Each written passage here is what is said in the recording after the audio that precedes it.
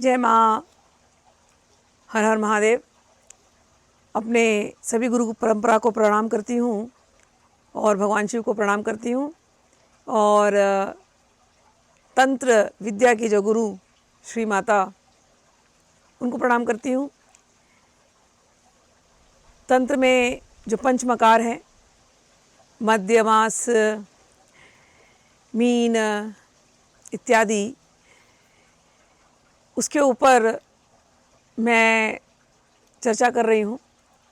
समाज में तंत्र को एक बड़ा ही भद्दा सा रूप दिया जा रहा है आज के कलयुग में।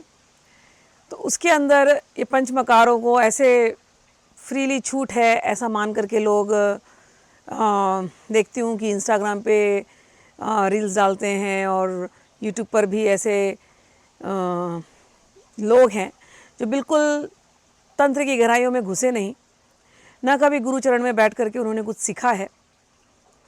ऐसी यहाँ वहाँ की कहती उड़ती बातें लेना और अपनी आदतों को जस्टिफाई करने के लिए ऐसी ऐसी बातें लेकर के तंत्र में घुसा करके तंत्र को जिस प्रकार से बदनाम कर रहे हैं वो ठीक नहीं है।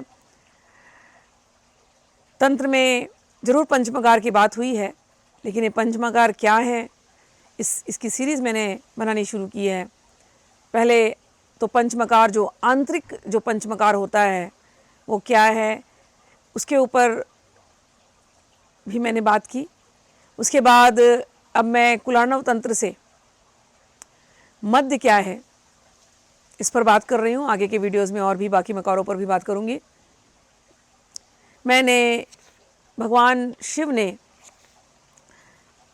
जिसको आप लोग मद्य कहते हैं, मदिरा कहते हैं, लिकर कहते हैं, अल्कोहल कहते हैं, हमारे यहाँ उसको वैसा नहीं कहते। तंत्र में उसका नाम है कुलद्रव्य। माता पार्वती ने शायद जानती थी कलयुग में ऐसी स्थिति होने वाली, इसलिए माता पार्वती ने प्रश्न किए हैं कुलार्णव तंत्र के अंदर भगवान शिव से और पूछा है कि हे कुलेश्वर, आप मुझे बताइए कि ये कुलद्रव्य है, इसका शास्त्रों में भी वर्णन है, तो आप बताइए कि कुलद्रव्यों का निर्माण कैसे होता है और यदि इसमें कोई त्रुटि हो जाए तो इसका क्या दोष होता है और विधिपूर्वक प्रयोग से इसका क्या फल मिलता है। तो इस श्रृंखला में जो भगवान शिव ने बताया, दो प्रकार की मदिरा, एक प्रकार थी पैष्ठी और दूसरी थी गौड़ी। इन दोनों पर मैंने पहले ही चर्चा कर दिया है और 2 वीडियो बन चुके हैं, आप लोग ज़रूर जा कर के सुनिए चैनल पर। अब तीसरे प्रकार की जो कुलद्रव्य है, माधवी कहा जाता है इसको, भगवान शिव ने माधवी नाम दिया है, वो क्या होती है, अब इस पे चर्चा करते हैं। यदि आपको लगता है कि देवी मध्य से प्रसन्न होती है तो वो मध्य क्या है, हमारे गुरुदेव भगवान शिव ने स्वयं बताया है। तो हम भगवान शिव के मार्गदर्शन से अगर इस प्रकार से जो देवी को पसंद है और जो भगवान शिव को पसंद है, यदि इस प्रकार से ऑफ़र करते हैं तो ये शास्त्रीय विधि से मान्य है। आप लोग जो अशास्त्रीय विधि से मन मर्जी, मन मना तंत्र के नाम पर जो अंधाधुन जो आप लोग चढ़ाते हो वो सही नहीं है। जो पैष्ठी और गौड़ीय इन द्रव्यों की जो बात की गई, आपने जो लोग सुने हैं वीडियो जानते होंगे, वो पूरी औषधि ही है। अलग अलग जड़ी बूटियों को मिला करके उससे जो द्रव्य बना है, जो आपके मन के लिए भी अच्छा है और जो आपके शरीर के लिए भी अच्छा है, बिल्कुल हानिप्रदक नहीं है। ऐसी 2 मद्यों का नाम लेकर के और उसको कैसे निर्माण करते हैं भगवान शिव ने बताया। अब तीसरा जो मध्य है माधवी, हम लोग ललिता सहस्त्रनाम पढ़ते हैं तो उनमें एक नाम आता है माधवी, माधवी पान मता लस्सा,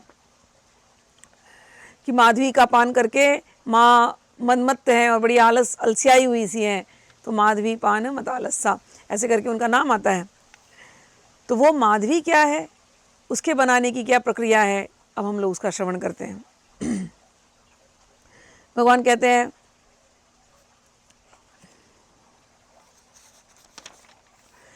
द्विगुणम मकरंदस्य, ये मैं पंचम उल्लास, कुलार्णव तंत्र पंचम उल्लास का 21वां श्लोक पढ़ के सुना रही हूँ आप लोगों को, क्योंकि आप लोगों के पास प्रूफ होना चाहिए हर चीज़ का।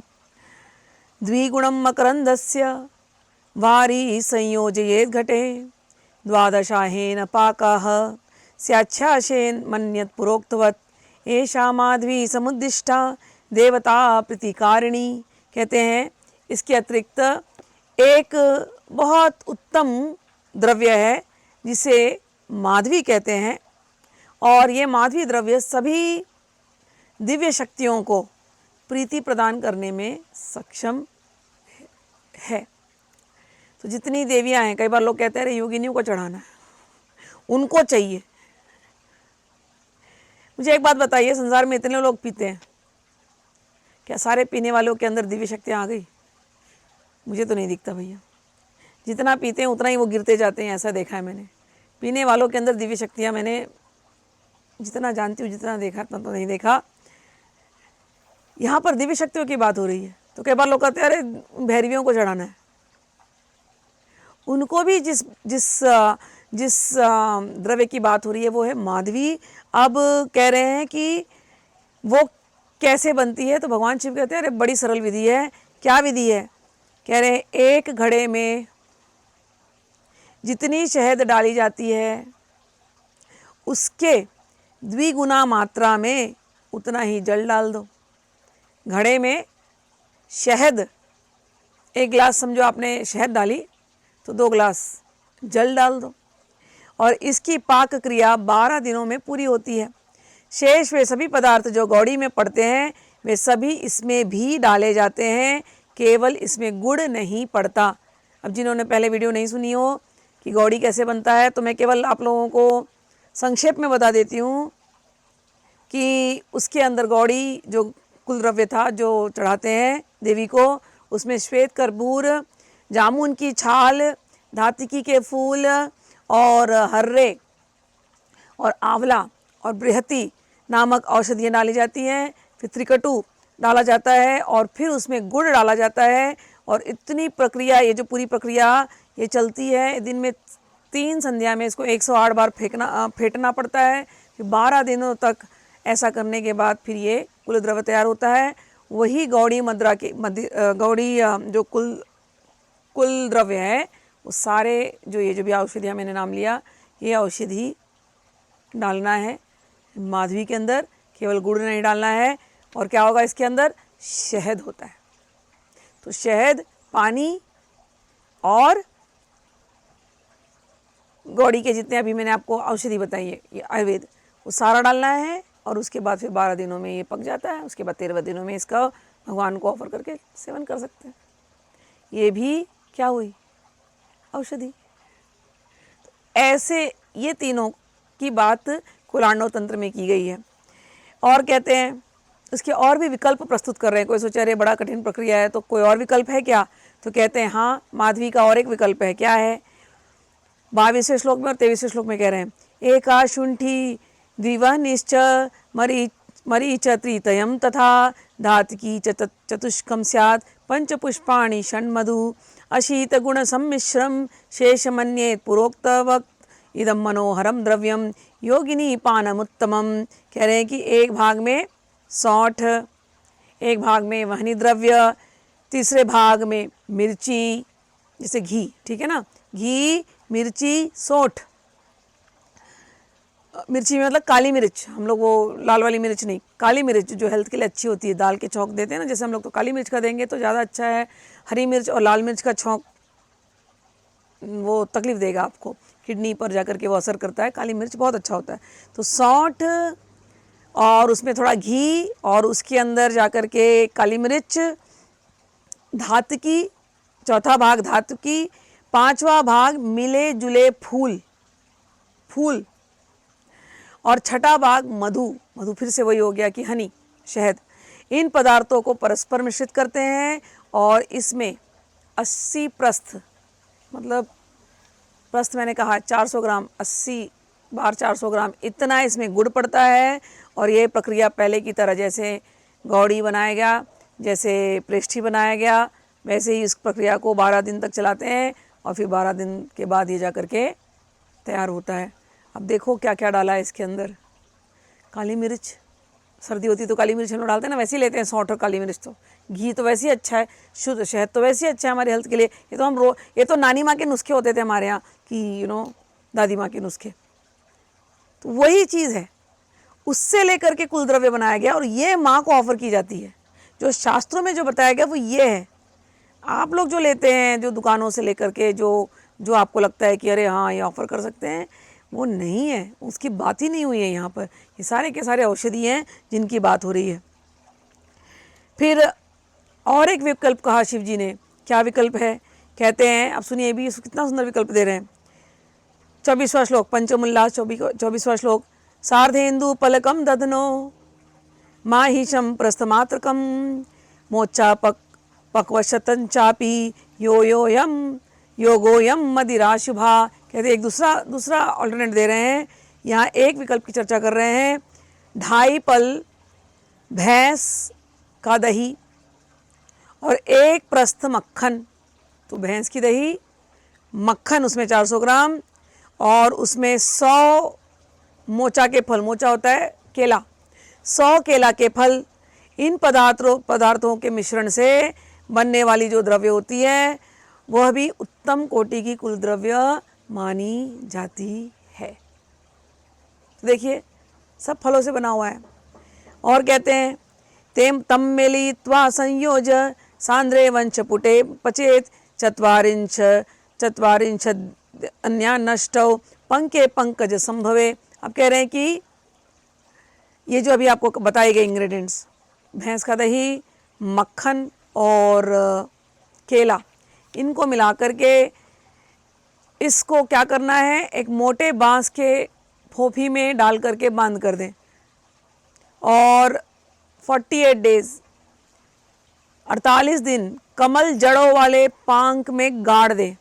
तो कमल जल, बांस होता है ना, बैम्बू का एक बर्तन लो या बैम्बू का जो बैम्बू होता है उसके अंदर, और उसके बाद इसको लेकर के फिर जाकर के कमल जड़ वाले पंख में गाड़ दें। जहाँ कमल, वो जो बैम्बू है ना, उसको जहाँ पर कमल खिलते हैं ना, वहाँ जाकर के वहाँ की जो कीचड़ है वहाँ पर उसको डाल दो। जब यह द्रव्य कड़ा गोली बनने योग्य हो जाए तो कह रहे हैं 48 दिन, उसके बाद ये करने के बाद 48 दिन इसको कमल जड़ों वाले पंख में गाड़ दें। फिर 48 दिनों के बाद उसमें से निकाल करके सूरज की किरणों में ये द्रव्य जितना भी अभी औषधि आपने मिलाया इसको सुखा लें। फिर कहते हैं निधायोधृत्य किरणैः सारैः सम्यक् विशोषयत् यदा च कठिनी भावस्तदा संगृह्य मानवः गुंजाफल प्रमाणन्तु जलः सम्मिलितं शुभम् आत्मेच्छं पूरयेत् पात्रं परमानंदम परम। कहते हैं जब उक्त द्रव्य कड़ा गोली बनाने योग्य हो तो उससे गुंजा फल के समान गोलियां बना लें। इसकी एक गोली इच्छा भर पानी के साथ ग्रहण करें। यह योग परम आनंद प्रदान करने वाला माना जाता है। तो आपको नशा ही करना है, यदि आप नशेड़ी हैं, आपको चाहिए वो तामसिक गुण यदि आपके अंदर है और नशा करना है, तो बाहरी वाले नशे में मत जाओ। ज़रूरत नहीं है जो आपकी हेल्थ ख़राब करे, ऐसा नशा करना करो मत। जो आपको मन को ख़राब करे, जो आपको काम क्रोध लोभ जितनी वासनाएं जिसको वो बढ़ा दे, ऐसा नशा मत करो।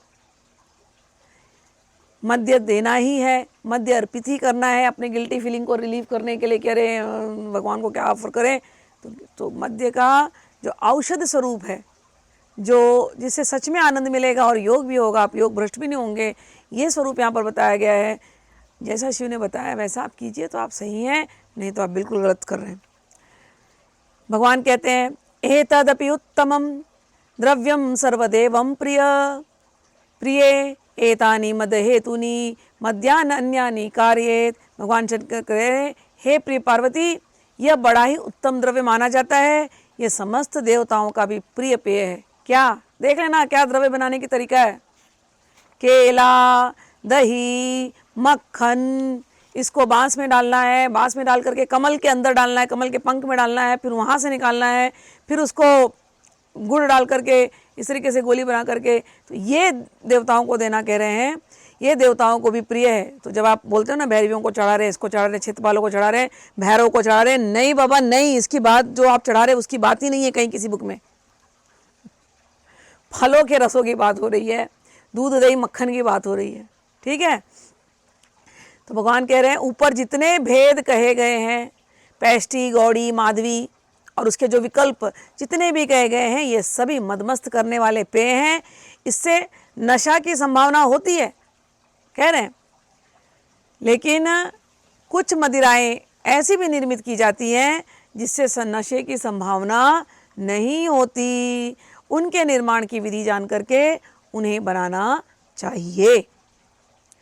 पानसम द्राक्षमाधुकम खार्जूरम तालमैक्षवम मधुतम शीधुमद्वीकम मैरेयम नारिकेलजलम मध्याह्ने कदा अनेका दशैतानि मुक्तिमुक्तिकराणि च द्वादशन्तु सुरामध्यम सर्वेषाम उत्तमम प्रिय। कह रहे हैं कि 11 और मध्य की जब बात ही चल रही है तो कह रहे हैं 11 और ऐसे मध्य जाने जाते हैं जिनसे भुक्ति और मुक्ति के महाफल प्राप्त होते हैं। कौन से हैं वो 12?